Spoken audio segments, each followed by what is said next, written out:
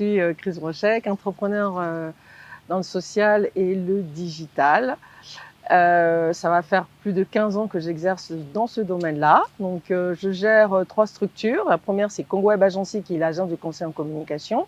La deuxième structure, c'est Africa Digital Academy, qui est en fait l'organisation qui est dédiée à l'apprentissage du numérique pour les entrepreneurs et différents métiers. Et enfin, je suis la présidente fondatrice d'une association qui s'appelle Amid Congo. C'est Association de Mpaka pour l'intégration et le développement. Et je suis originaire de Pointe-Noire.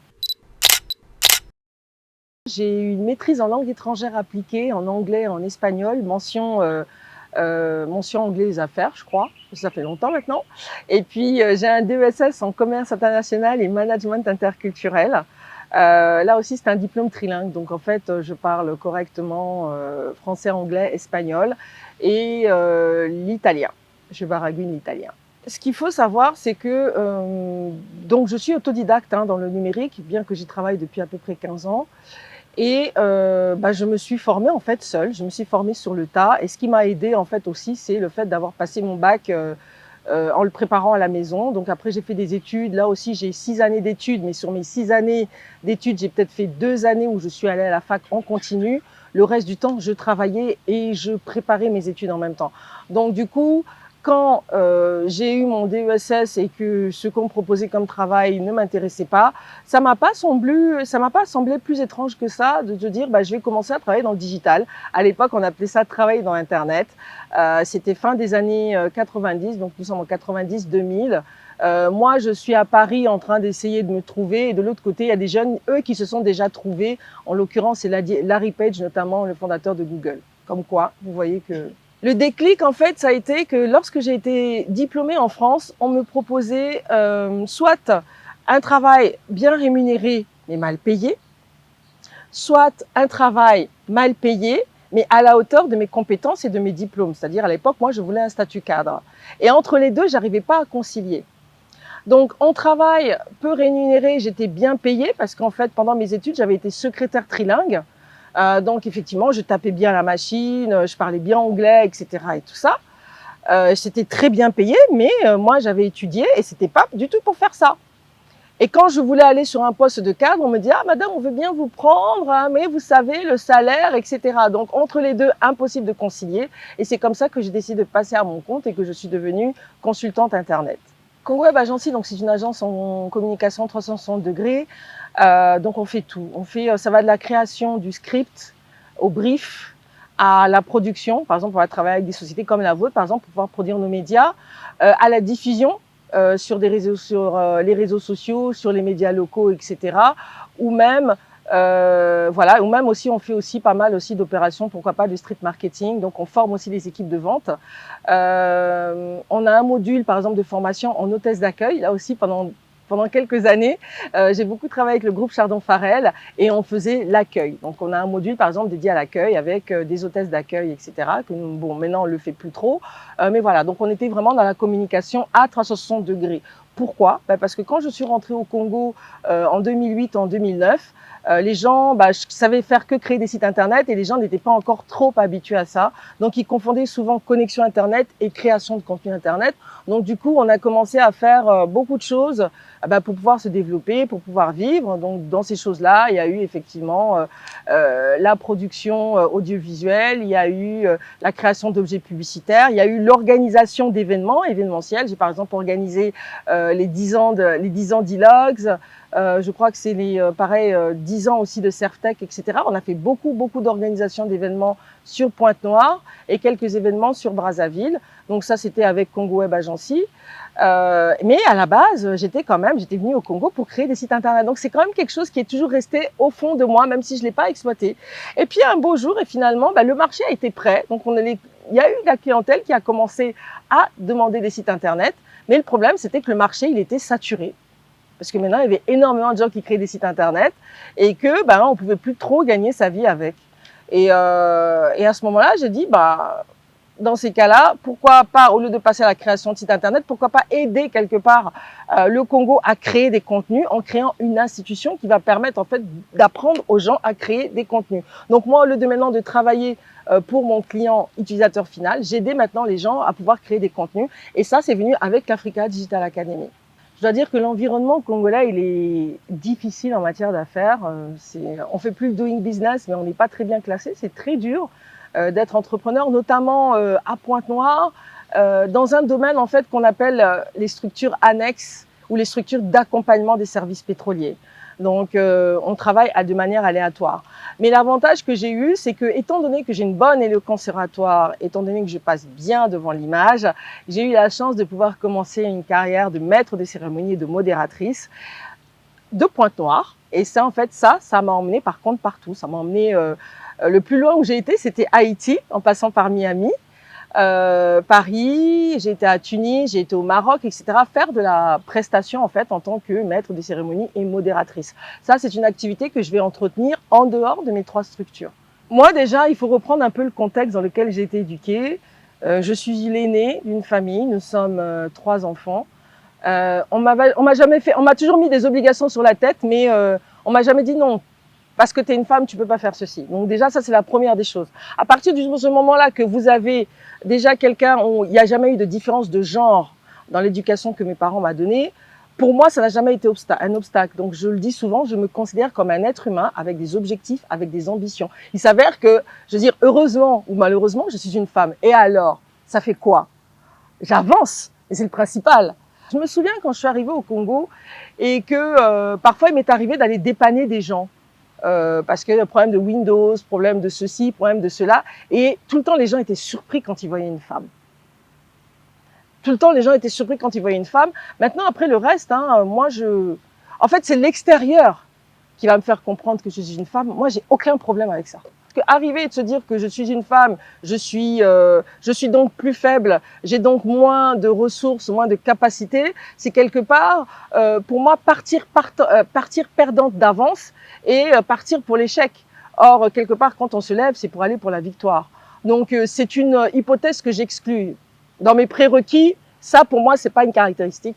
Je dirais entrepreneur, qui recherche des opportunités et qui a aussi pour but aussi de, à sa petite échelle, de rendre quelque part aussi un peu le monde un petit peu meilleur. C'est-à-dire que si moi, je peux aujourd'hui faire profiter de ce que j'ai appris, des avantages que j'ai eus à d'autres personnes, je le fais volontiers. Il y a plusieurs sortes. D'abord, il n'y a pas une femme congolaise, il y a des femmes congolaises, il y a plusieurs sortes de femmes congolaises. Moi, je vais vous parler de la femme congolaise qui se bat et la femme congolaise qui, quelque part, parfois ignore son potentiel. La femme congolaise qui souvent se heurte à un plafond de verre parce qu'on lui a dit « toi, tu t'arrêtes là » et qui peut pas parce qu'elle est prisonnière d'un environnement. Et aujourd'hui, moi, si je suis autant impliquée dans la société civile, c'est parce que j'ai cette double nationalité qui me permet d'avoir une double culture. Du coup, les stigmates locaux, les préjugés locaux, quelque part, ne me touchent pas. Parce que bon, comme je l'ai expliqué par mon éducation, mes parents m'ont pas élevée comme ça et il y a eu très longtemps, j'ai été élevée dans un environnement où justement on mettait plus la femme en avant qu'en arrière. Alors que moi, je vois souvent quand j'essaie de faire des choses, quand j'arrive à faire quelque chose, on va me dire, tu te bats comme un homme. Tu as la force de 2 hommes. Ça, c'est 3 hommes qui auraient pu faire ça. Non, je suis un être humain. Pour moi, l'impact, il a été énorme. Même si ça a été très difficile parce que partir organiser un événement de cette taille-là, pratiquement sans sponsor, puisque les sponsors, les partenaires sont venus après.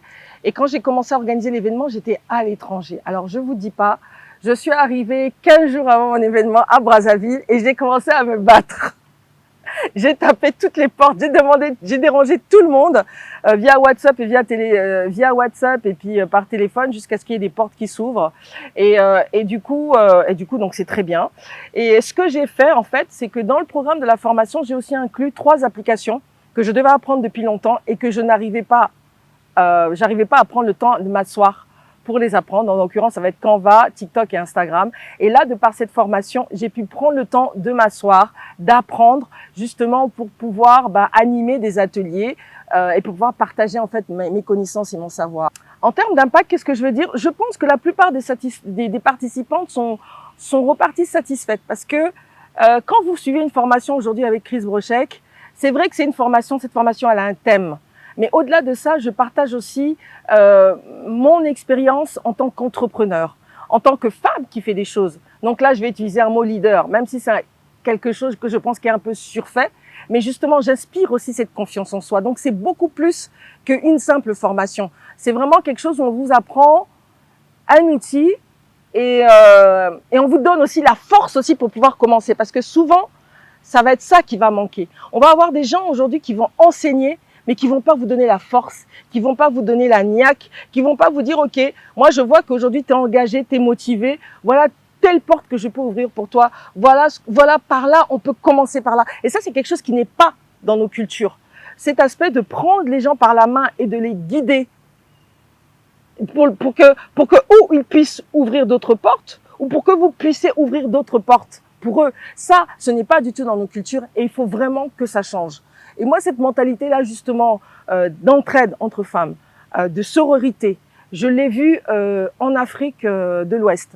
Au Congo, souvent, quand on va vous présenter à une autre femme, il y a des moments où vous avez l'impression qu'il faut commencer à mettre des gants de boxe. Alors que en Afrique de l'Ouest, par exemple, en Côte d'Ivoire, au Sénégal, etc., il y a réellement une sororité qui se crée. Il y a vraiment des liens très forts qui peuvent se créer avec d'autres femmes. Et en fait, finalement, on va s'entraider. On va pas se voir comme des rivales. On va se voir comme des personnes qui sont ensemble pour aller vers un seul et même objectif. On va pas te voir comme, ah, mais elle là, elle est venue, elle veut montrer quoi? D'abord, c'est qui? C'est la fille de qui? C'est la femme de qui? Non, là-bas, il n'y a pas ça. L'indépendance, l'autonomisation de la femme, pour moi, elle est indépendante. Et moi, c'est quelque chose que j'ai appris de ma mère. Une femme, elle doit toujours gagner et avoir son propre argent. Quel que soit le foyer dans lequel vous êtes, quelle que soit la situation de votre mari, vous devez pouvoir chercher à créer et à générer vos propres revenus. Moi, je vois que ma mère, mon père est médecin, mais elle a toujours cherché à avoir ses propres revenus, à faire rentrer son argent, tout simplement parce que elle voulait avoir à dire son mot dans les affaires du ménage, dans les affaires du foyer. Quand vous êtes à une tour d'une table et que vous parlez et que vous apportez 20%, 25%, 30%, 40%, on vous écoute. Mais quand vous êtes là et que tout ce que vous avez apporté, c'est vos beaux yeux ou vos belles mèches, qu'est-ce qu'elle vaut votre parole? Elle vaut rien du tout. Et ce que j'ai aimé justement à travers la Women Digital Week, c'était de montrer aussi à ces jeunes femmes-là qu'à travers le numérique, à travers le digital, elles pouvaient développer des petites activités d'autonomisation, comme par exemple le fait d'être assistante virtuelle, community manager, créatrice de sites internet, etc. Ce sont des petits métiers du digital dont on a vraiment besoin et qui fonctionnent plutôt pas mal. Et c'est pas des compétences qui sont difficiles. Il n'y a pas besoin de faire une école pendant 1 an, 6 mois. Vous vous formez bien correctement pendant une semaine, 15 jours et vous avez déjà les compétences et vous pouvez de ce fait-là vendre. Aller vers d'autres personnes vendre. Et à la Women Digital Week, ce qu'on a fait quand on parle de webmaster, on est allé depuis le dépôt du nom de domaine et d'hébergement à la création des pages. Je leur ai montré, regardez ce que nous, on fait à Congo Web Agency quand on nous demande de créer un site internet. Là où on va prendre le nom de domaine, c'est là. Là où on va prendre l'hébergement, c'est là. Voilà le logiciel qu'on utilise pour créer les pages. Voilà les modèles qu'on prend. Voilà comment vous devez structurer vos pages, etc. et tout ça. Donc, à la fin de la semaine, elles étaient outillées déjà pour peut-être, pourquoi pas, avoir des prestations. Mais au moins, moi, je dis qu'une fille étudiante qui fait ça, elle est moins sujette d'avoir des comportements étranges, bizarres, et puis de pouvoir s'assumer elle-même plutôt que de se faire assumer par un homme. Parce qu'on a beau le dire, ça aussi, c'est un problème chez nous aujourd'hui.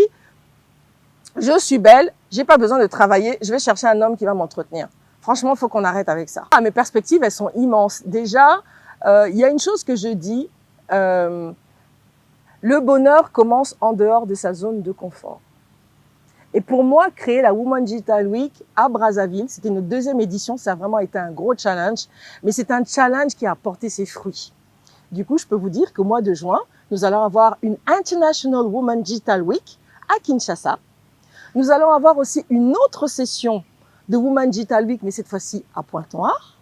Et là, je suis sur des pourparlers pour participer sur des événements en Côte d'Ivoire, etc. Et la Women Digital Week en 2023, en mars, elle aura lieu à Abidjan. Donc les perspectives, elles sont ouf, énormes, sans compter que Women Digital Week, ça a été aussi l'occasion pour moi de présenter mon programme de formation pour les cadres et pour les leaders.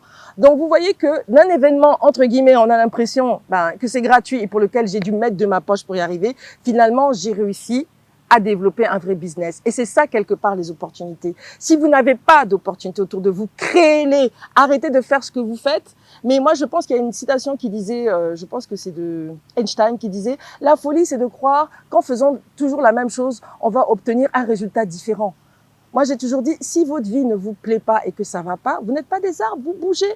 Vous créez des opportunités. Et là, moi, je veux dire, c'est quelque chose pour moi qui a marché, puisque pendant 1 an et demi, 2 ans, j'étais là avec le Covid, j'étais comme beaucoup de gens, prostrée, pas bien, etc.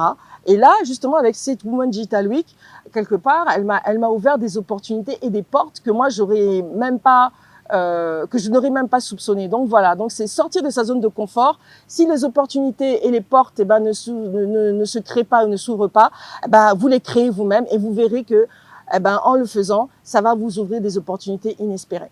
Ah mais battez-vous jusqu'à...